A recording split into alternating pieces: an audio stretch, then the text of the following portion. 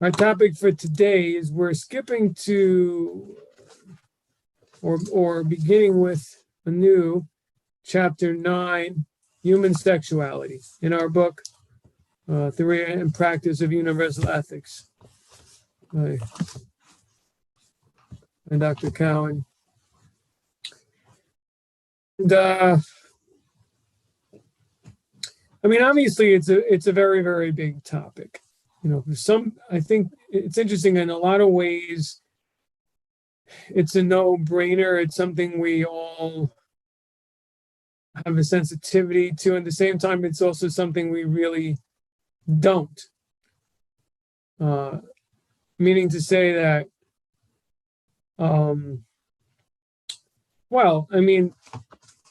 just generally in society today, many people have the view that sexual conduct is not really a moral issue, because as long as you have two consenting parties, then what's the problem? Why, you're not hurting anybody, the other person is interested, and so what's wrong with it? It's like, do we have a very prude God who just makes people doesn't want people to enjoy their lives, and what's going on here? So that's part of it's one of the issues we face. And when I'm saying that, I mean to say is that it's very deeply ingrained today that it's not very serious. It doesn't have the seriousness of obviously it doesn't have the seriousness of murder, but it doesn't even have the seriousness of theft to many, many people. And it's not enshrined in law anymore. So that's another sign that in society, it's just not something that's society's sensitive to. It's something that the community is outraged with. So that's one side of the coin. The other side of the coin is that, interestingly enough, I think most people don't, despite that, still in their upbringing and in school, are brought up with a certain sense that there's something just not so, whether it's unclean or something lowly, about being promiscuous, that there's something not dignified about behaving like that. Again, I'm talking now not in terms of Torah, but just in terms of our own experience, people's experiences as Americans. It's nothing to do with religion per se, right, at the moment. I'm just saying the way people just feel about it.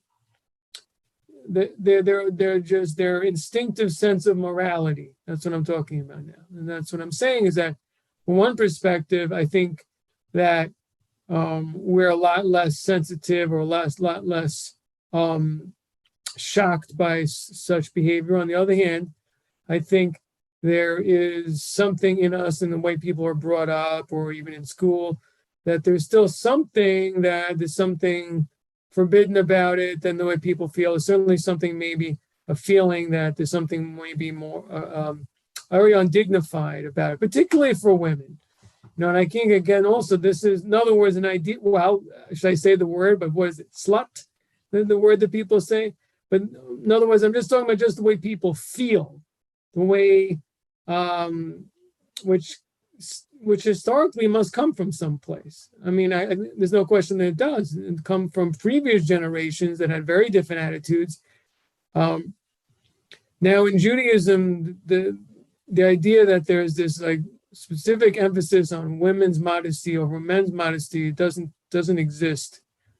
There's an equal amount of responsibility for both men and women to be modest. The idea that I think was common. Not that I'm an expert, but in 19th century or in certain Christian societies, that men just were apes, and it was women's responsibility to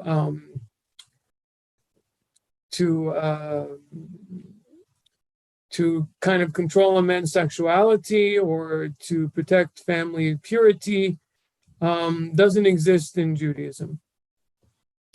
And the responsibility is on both parties to be modest, and to keep sexual unions within the marital unit. I mean, in best of circumstances, marriage should be something that happens at an early age. It's something also that very much conflicts with the way society now works. Is that, it takes a long time for people to get through school, takes a long time for them to make a living, particularly takes a long time for them to make enough of a living to support a family. And that's very contrary, I think, to the way the Torah envisioned things. I also think it's very contrary to our natural inclination as human beings. It's kind of made a real mess of everything as young people are full of sexual desire.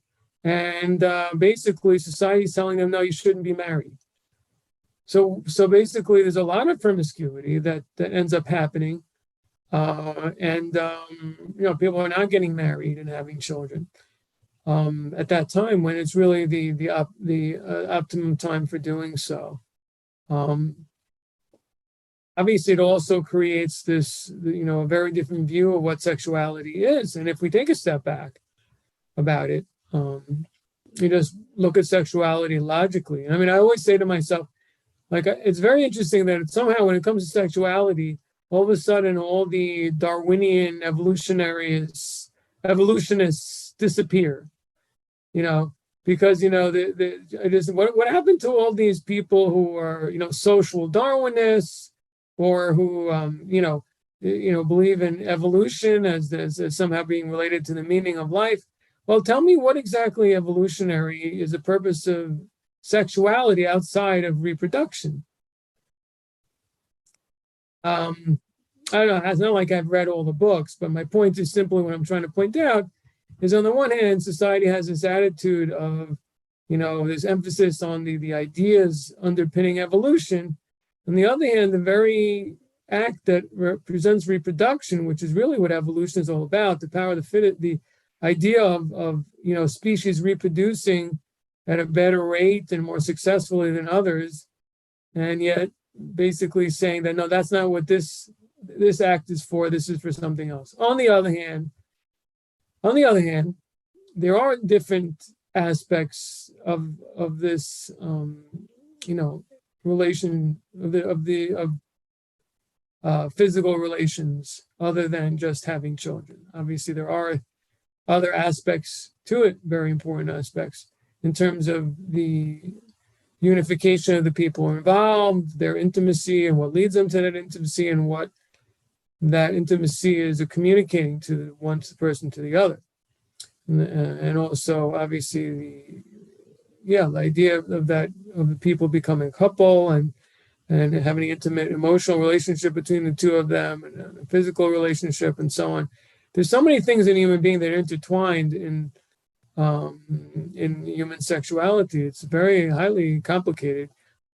It's probably above a rabbi's pay grade to really fully understand all that. But it's a very deep thing, which I think also is the other side of it is clearly a very holy thing. And the point is, I mean, in the simplest of terms, the union of the two people are bringing down a human soul into the world. I mean, it's the greatest level of bringing in something, some sanctity, something holy, and also really to a great extent fulfilling God's will, which is to, bring holiness into the world, and also to bring more human, more images of God into the world, that they should fulfill their part and role in perfecting and refining this physical existence. So it's extremely, extremely important. And it's really, extremely part of God's will that we get engaged in that endeavor of bringing children into the world.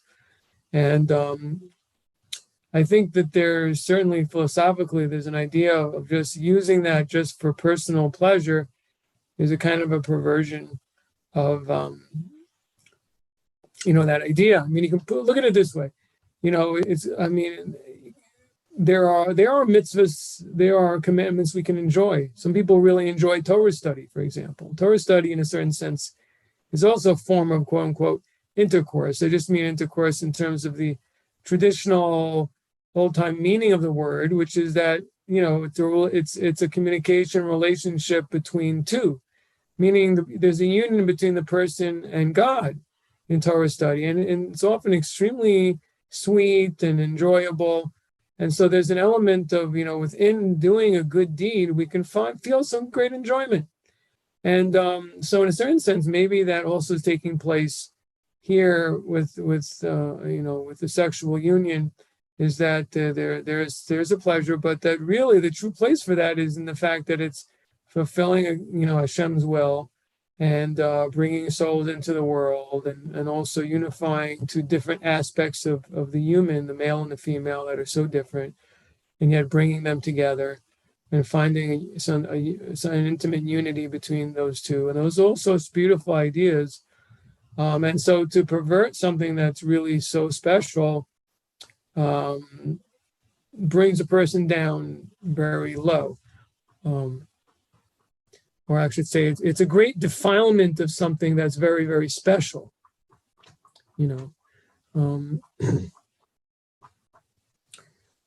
So there's so many aspects to this. I mean, if we get back to the root again, and the objective of Noahide is to make the world a settled place, forbidden sexual acts do the opposite, because they undermine human society. And this is really such a point that I find so interesting. Well, not just so interesting, but really the ignorance of I think in a lot of, and the kind of disingenuous attitude that modern society has about this behavior, is that, it doesn't hurt anyone. But we all know that isn't true. We all know that it does hurt people. It hurts not only the people who are involved, because emotionally it's not really healthy for them, but it hurts society as a whole because of the breakdown in the family that it causes. And then after people get married and they have this habit of being, into,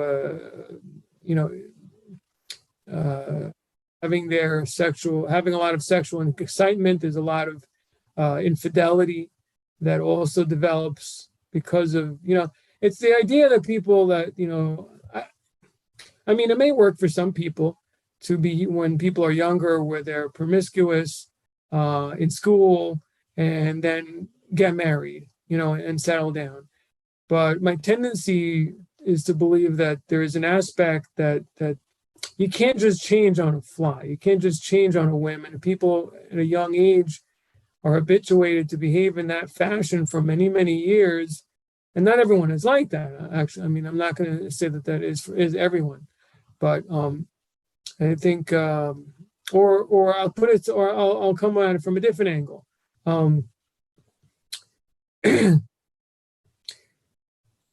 If the assumptions in our society is that a sexual desire is something that should be entertained, and frustrating it is harmful to the person, again, that what happens is, in that case, is in a marriage, when sometimes things just don't go person's way, because guess what? Things just don't always go every day the way we want them to, in terms of those matters, or in many other matters.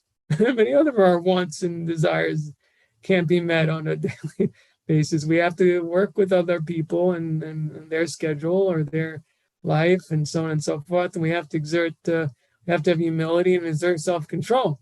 And if we don't do that, what happens is we end up breaking, or at least weakening, if not breaking down, our family unit, destroying children, because as we see, it weakens children terribly emotionally. I mean, we have now, in Western society, in the United States, an extremely high divorce rate. I don't know, was it 60% or more?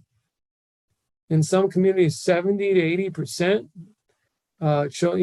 Divorce rate, and the children that are born out of wedlock or out of a two-family, it's just, the numbers are gigantic. I should have looked the statistics up, because it's extremely high. And there's no question in my mind that children are weaker as a result, emotionally, and they're also just weaker as a result that parents don't care enough about putting effort into their marriage. They don't care enough about putting effort into their children. It's also part of it. The point is that what we see about sexuality is not just true about sexuality, but it's true about other things, efforts that need to be put into family, children, caring about family, and particularly caring about children. I'm putting a lot of effort into children. In Jewish Orthodox society, particularly, there's an extreme emphasis on children. There's so much about the children and about, their schooling and having children and having, as many children as you can, whether financially, emotionally, people having a lot of children.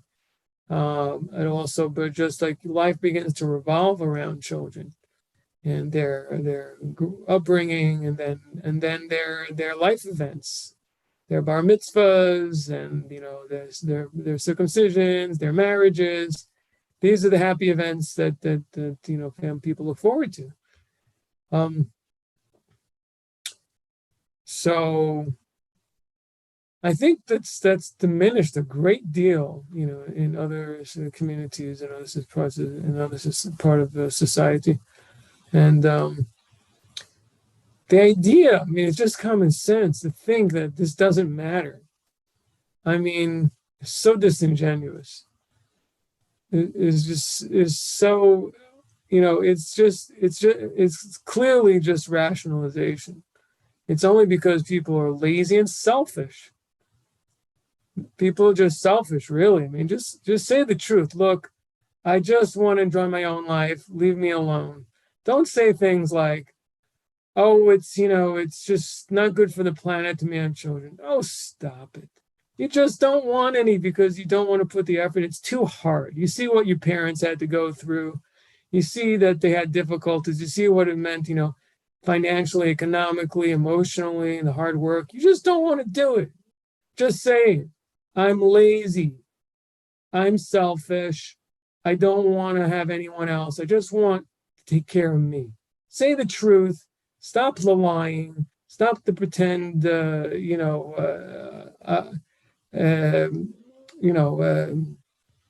idealization of, oh, it's for the planet. Yeah, sure. I don't believe any of it. I think we also have a problem with the fact that society as a whole is not helping marriage. It's not helping children. I think that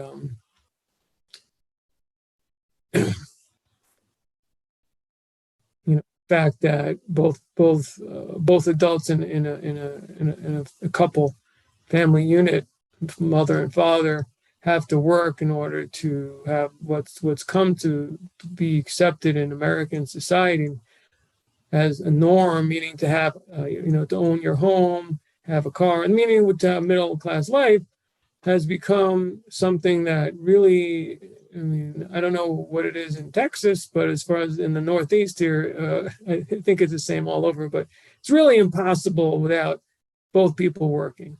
And even then, I don't know if it's possible to particularly have more than maybe one child and to be able to afford it. I mean, that's by design. I mean, meaning to say that it doesn't have to be that way, I don't think. I think that there's, there are reasons why that's that way.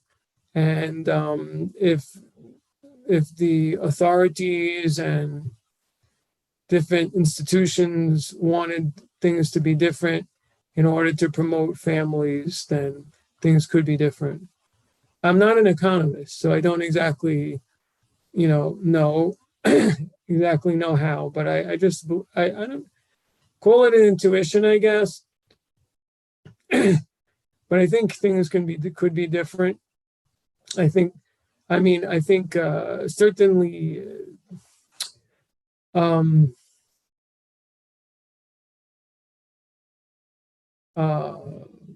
we're kind of brought up believing that or that there was a time in American history where things were different, and one person was able to work and the other person was able to stay home with the children, and you were able to have, like I said, the house and car, etc.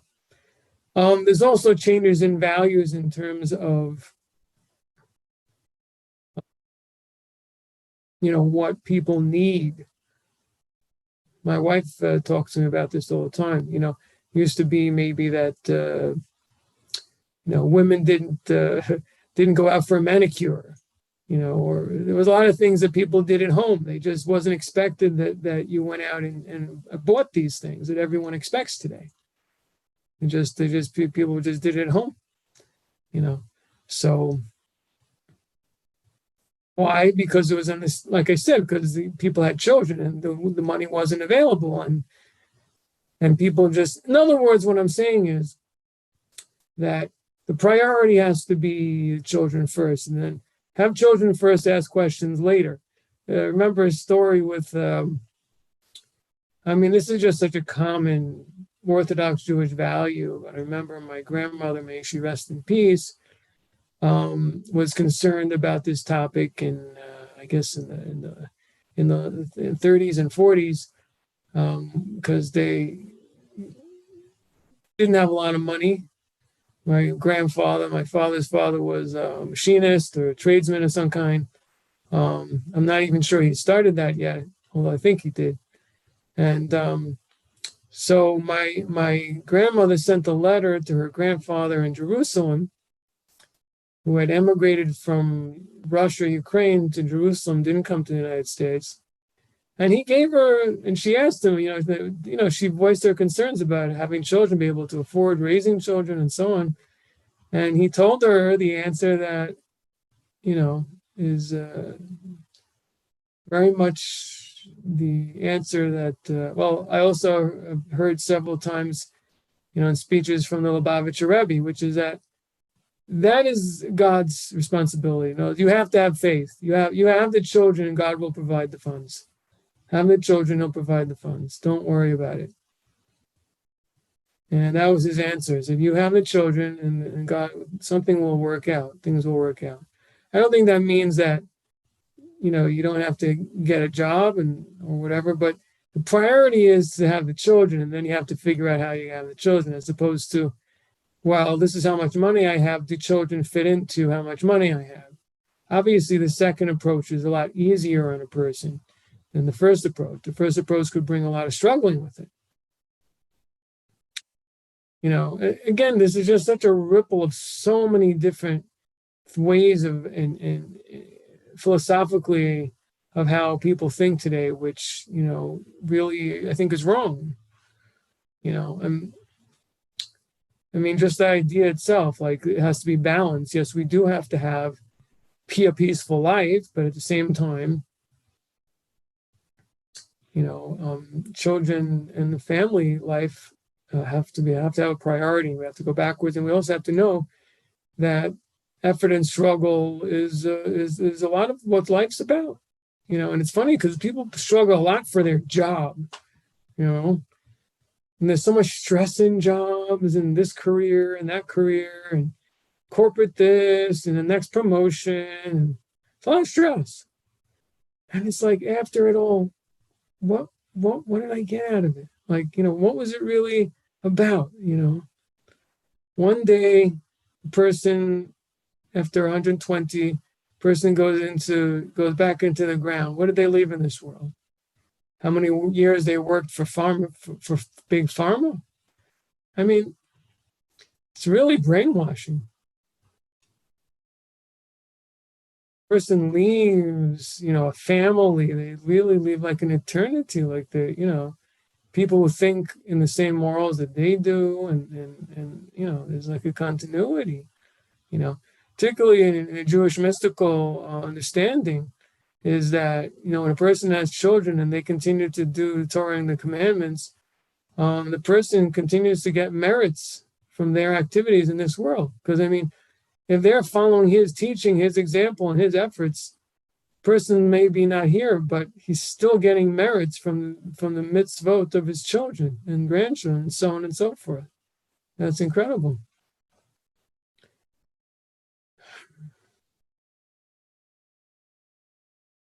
But the point is that also, like I'm saying, the struggle that we put in for others, and obviously a person is, has to have time for themselves and has to have some downtime and everything like that.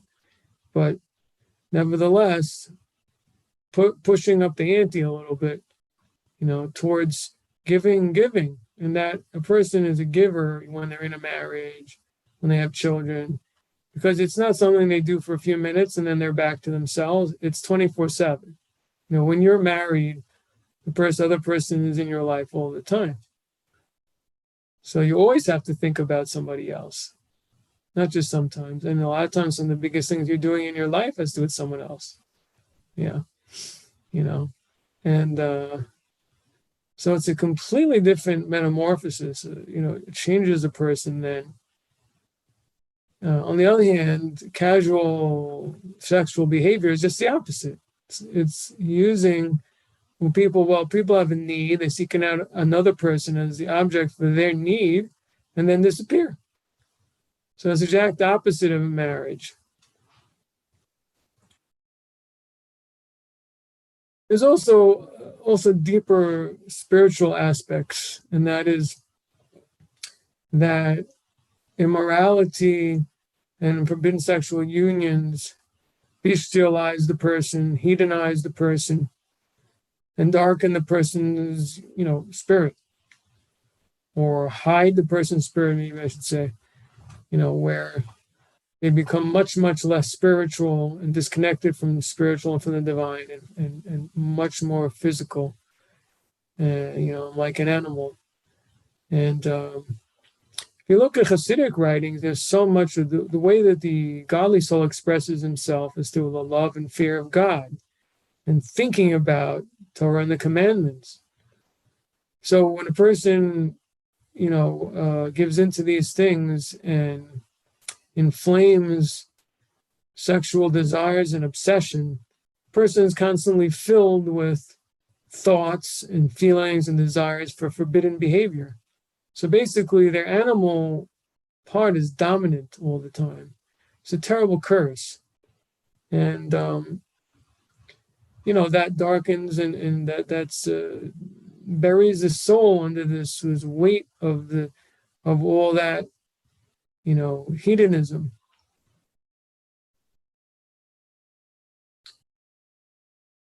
It really distances a person from God. It's really the mirror opposite of closeness. And so it's extremely serious. And God, how do I say, in a metaphorically sense, or more so, God hates immorality. Bilam said that to the Midianites. How do we attack these people? He said, well, the God of these hates sexual immorality. So seduce them into sexual immorality, he's going to punish them. So we see the seriousness of this area, and it's extremely serious. And it also says in our sages that someone who's careful in these things is called holy. Someone who distances themselves from such conduct is called holy.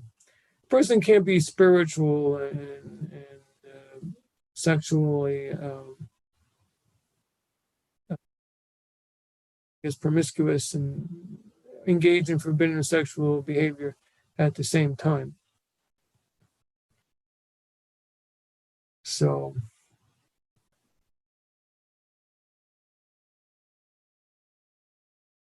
yeah, but we have a serious problem in society, which again, the marriage is not being properly supported, I believe. And again, back to the idea from the beginning is that it's not a personal matter, because it affects, in fact, it's the most, I would say, it's the most national and communal issue, even more than, even to at least to the same extent, if not more, I think more than financial dealings. Financial dealings is not how you got brought up. It's not who taught you. It's not, it's not who weaned you. It's not, not the first thing you learned when you were a baby. It's not who put your diapers on and your food, and, it comes much later. It has to do with economic prosperity. We don't have an organized and faithful system of laws in terms of business dealings, then things start to fall apart. In terms of economics, it's not good. But that's not the only thing. That's not the only thing that society needs. Society's social fabric also can't be just left to fall apart. And is that happening now? So the idea that these things are private is kind of, it seems nonsensical to me. It's not private because it affects everybody in the end. How do you regulate it? Well, this isn't really a political, this isn't a political podcast, so it's not for me to say. What it is for me to say is that in relation to Noahide law, as I said before, to have a settled society, forbidden sexual unions and the opposite of that, meaning proper sexual unions within a marriage, is extremely important that we have a stable society and a moral society and a healthy society. So to be healthy and stable, there should be stable units of family and extended family and communities. And I think you see that also, like, I'm sure there are other societies have, but in the Orthodox society, it's one really positive thing that you do see, like from a practical standpoint. Families, extended families, and it gives people a lot of stability, I think. And then, of course, communities. And it gives people a lot of stability, who I think outside that's lacking. On the other hand, it also creates a certain amount of rigidity or conformity. But we have to understand that you can't have everything. And a lot of times sacrifices have to be made. What's more important? But at the same time, we do have to also try to find the middle, meaning to say, give people a little bit more room for self-expression, but also there have to be some judgments and there has to be some understanding that there has to be some conformity.